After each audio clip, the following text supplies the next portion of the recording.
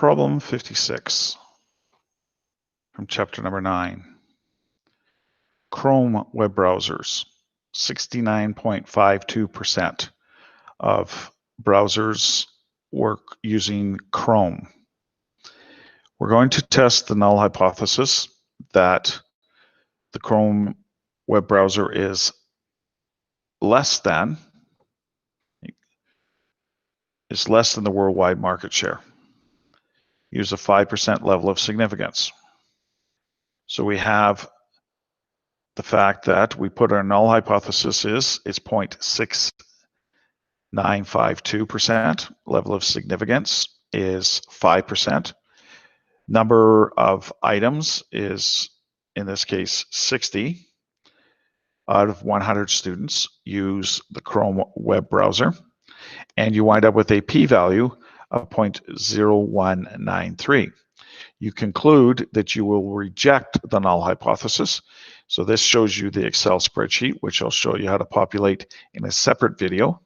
So our conclusion is reject the null hypothesis. This is how you would have had to do it manually. You wind up with the same p-value. Now, in part B, they changed the sample. That they then have a sample of 600. Everything else stays the same, except the sample size changes to 600, and the number of people who use the Chrome web browser is 360. You wind up with a p-value of 0, and you reject the null hypothesis. So there is evidence to show that less than 69.5% of the students use the Chrome web browser. So that statement of 69.52 may be too high.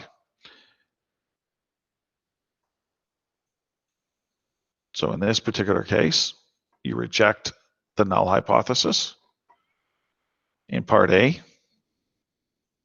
And in part B, you also had a p-value of 0.